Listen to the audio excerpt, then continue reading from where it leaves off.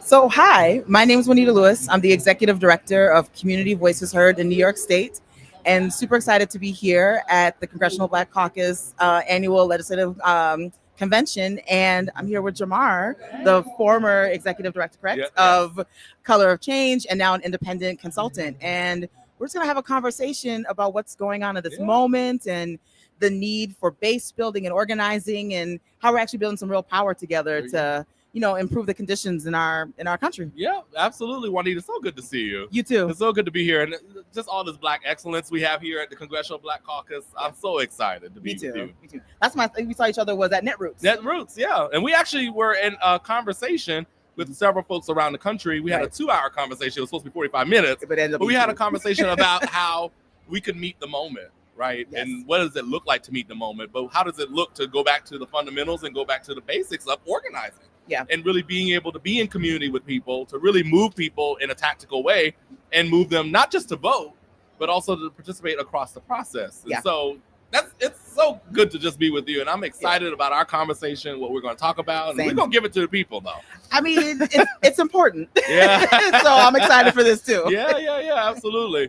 Well, a couple things I think about is in terms of meeting the moment is I do think that there are some places where we have lost some of the fundamentals of organizing.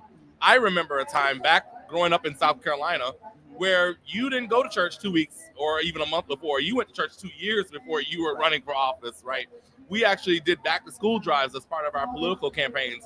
We were registering people to vote when they graduated. So it was like, here's your diploma, here's your gift card, and register to vote. Yep. And so I actually believe that moving away from some of the fundamentals and then increasing what we see on digital and social media has also led us to this moment. Yep. Now, I'm not saying that digital and social media are wrong. Right. I'm saying that we need a balance of the online presence where there are people who are getting their news from podcasts such as this. Yeah. People are getting their news online in different groups, different platforms. But it also matters that you need to knock on the door, right, for people and really be able to meet the moment with people and have the real conversations with people. Mm-hmm. I think the other piece that's important is in this moment that there's outside of all the politics and everything that we see in the media, there are people who are like, I don't have a job. Yeah. Right. And the statistic came out just under a month ago, right, mm-hmm. that over 300,000 Black women are without a job. I want to name that for y'all in the audience.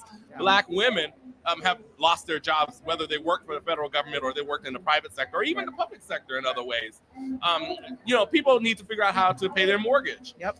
There's a potential chance for foreclosure if people are not paying their mortgage. Mm-hmm. People are trying to figure out food, right? Look at what just happened in Congress in July, where there's billions of dollars that are being cut from nutrition and food assistance programs, like in SNAP and other programs, right? There's billions of dollars being cut from Medicaid and Medicare, right? And people being able to have insurance and have health care. And so when you look at all of those things, the question that we need to answer is not just how do we win the next election? Yeah. The question is, are people even going to be here for the next election and be in their right mind for the next election, right? And I know so many of my friends who have lost different benefits and different jobs. And so for us, it's also about how do we work with groups like yours and other groups around the country to say, let's meet people with their basic need. Yeah. And so last night, as part of the Congressional Black Caucus Conference, I did a panel conversation with Councilwoman Walla Begay. Okay. She's an African woman from Liberia who is now on the council in Prince George's County. Oh, nice. Okay. And in Maryland, obviously, there are a lot of federal workers. There's hundreds of thousands of folks that literally showed up to work to serve our country and then were told, here's your pink slip, basically. Right. And she's putting a bill forward that actually helps prioritize Black women in terms of both the hiring process at the county level, but also in terms of procurement. Okay. And so when folks who said, okay, I might not go back directly into the workforce are saying, maybe I'll start my own LLC because I have this technical skill, right? Or I have the ability to fundraise, or I'm an educator, or whatever the skill is, then they get prioritized in terms of the procurement process with the county executive's office. And it gives people just an even playing field and hopefully a level up to be able to make a pivot from probably something that they did not plan. It's things like that we want to uplift and that we should be thinking about doing, for people as well. And how do we meet people's needs before we ask them for the next ask of volunteering for a phone bank or a text bank showing up to vote, even running for office for some of them. And Jamal, you said a couple of things that's interesting to me because, our organization was founded by women who were on public assistance. Yeah. And did not want people to make decisions about their day-to-day lives without talking to those who are directly impacted. Right. And didn't want people to speak for them, right? So CVH was founded because women wanted to share their experiences and say, this is what we want people empowered to do. And, they knocked on doors. They had those conversations with individuals who were directly impacted by, the welfare system, the shelter system, all of those things. But something that you said that was interesting around being able to not only just talk to people and using the strategies of online to offline, but I see it as another tactic, right? It's another tool in our toolbox. Right. If I meet you online, I should be able to now follow up with you on a phone call and say, why did you fill out this survey? Right. What was in this question that piqued your interest? And you know what? There are other people who are interested in working on the same thing or are bothered by that same problem. How would you feel about coming together with them to do something about it? Yeah. And we don't ask people about what does it mean to take collective action. And you can't always do that online. It's better to do that face to face and being able to be together in a space, being able to work together and work through those problems. Right. And when people start to see the connections between, wait a minute, I didn't realize housing insecurity was a real thing. But now that I no longer have a job, because you just talked about the stats of Black women that no longer have have employment, who probably own homes or own condos, they're going to be facing, housing insecurity. Yeah. That's the new level of people that we should be engaging with and saying, well, how does this impact you? What do you want to see changed? Who has got the power to fix this? Yeah. And engaging in those conversations with them when originally they might not have been a part of that conversation. And as an organizer, I've been doing this now for 20 years. It's always scary when I date myself. Black don't crack. But I started when I was 5. What can I tell you? Is that, we have to be able to have more people in our tent. Right. It's not just, I know this person, I'm comfortable with them, but it's, this person has something that's similar problem, situation. Yeah. Let's do something together. Yeah. And being able to train the next group of organizers about how do you have those conversations. And then being able to connect with them, okay, who is in charge of this? Who can actually fix this condition? Right. That's where we get into the electoral piece of it and the knocking on the doors and making that ask. And then connecting it to people's material needs. Because I think in organizing, we're taught that it's not about service. But people are going to be hungry now. Right. People are going to face homelessness. Yeah. They are going to be coming to organizations like a Community Voices Heard in New York and saying, well, what do I do? Yeah. What's next? What's next, right? Yeah. And so being able to be in relationship with organizations that do housing work, like services or figuring out ways to get people fed is important to be in relationship and connection with them. And then connecting again to electoral politics and things of that nature. Yeah. Well, I think there's a couple things that I'll share, Juanita, there's 3 really important buckets of politics that I share with people. Is number 1, it's community building and organizing. Yeah. Right. It's exactly what you're talking about.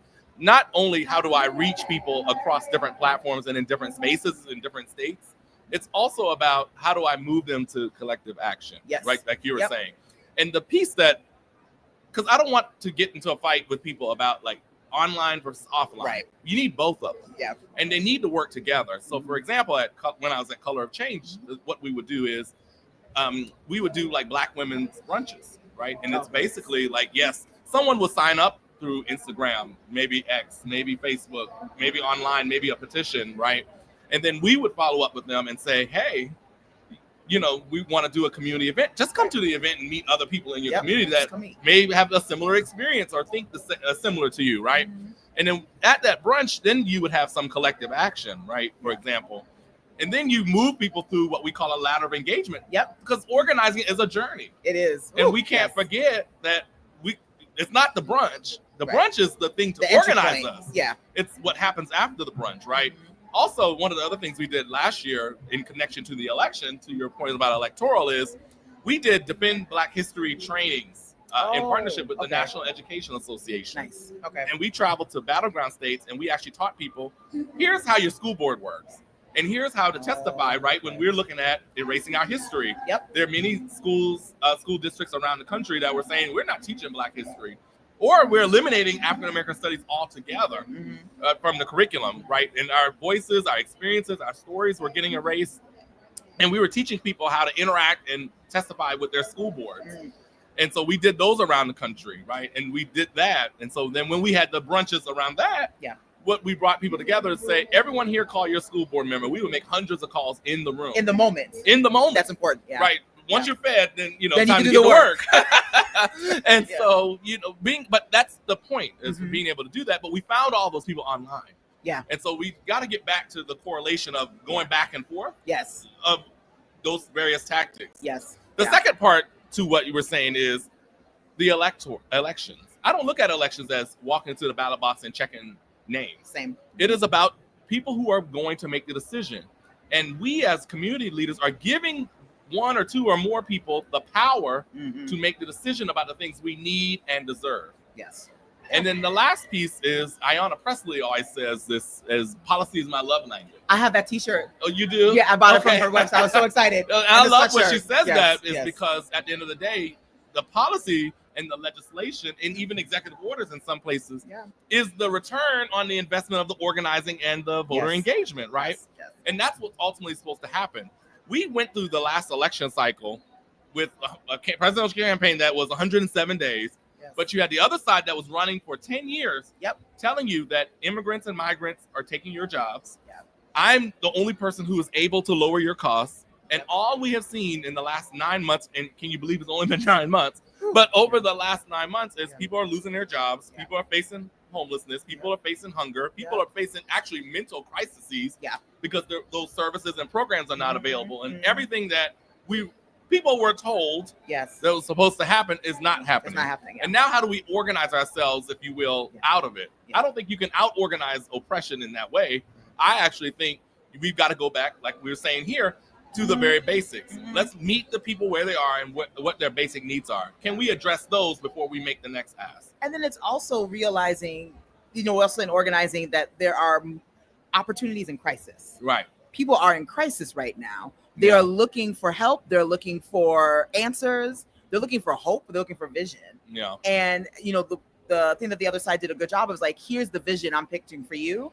And we now have to say, no, this is the vision we have. Right. We have a vision where people are actually fed. Right. Do you believe in that kind of vision? Let's work on that together. Right. We believe in a vision that people actually have housing, that they're safe and it's affordable and secure. You believe in that too? Yeah. Great. Let's do that together. But let's also talk about the vision of let's talk about who is directly to blame for this, right? It's not my neighbor. Right. Right. It's either it's officials or somebody else, but it's not my neighbor who is going through the exact same thing that I'm going through. And I've been told that we should be at war with each other when that's not the case, right? And that goes back to the organizing and learning how to have those tough conversations with each other to get at the root of what we call self-interest. Yeah. What do you care about? What do I care about? Let's put a plan together so we both can get what we both care about. Yeah. And we have a project at Community Voices are called Follow Black Women. Okay. Yeah. And that whole project was about making sure that Black women, right? We always come out to vote. We tell our people to vote, they vote. But when we come down to policies, they don't center the needs and the things that we care about. Right. And so when we did our survey, we surveyed over 5,000 Black women across the state. The 4 top issues that came back were housing affordability, healthcare and mental health, economic opportunities, and education opportunities. Okay. So all makes perfect all sense. The sense, right? Then just earlier this month, we had a meeting with the mayoral candidate in New York City, Zohran Mandani, with almost 100 Black women. Wow. Okay. And on those issues, because those are the same issues, and broke up into small groups and said, here are the solutions that we have for these problems, and we want you to do these things. Right. So that was all organizing, That's right? We called these women, we door knocked them, they came to an event that's based on their self-interest, right? They were in relationship and community together, came up with solutions. Yeah, that's right. And now we're telling someone who's more than likely going to be in power to do something about it. And here are solutions that we need. Exactly. I don't need you to go pay people who don't know anything about me to come up with solutions for me. Right. And so you all being able to bring people who are dealing with potential homelessness, who are dealing with the need for a job, who are dealing with maybe trying to start their own business for something that they're passionate about. Exactly. And you took them exactly to the decision maker. And I think that piece is so important. Yeah. That's all. That's good. Yeah. So, we are now at the end because we could keep going forever. I know.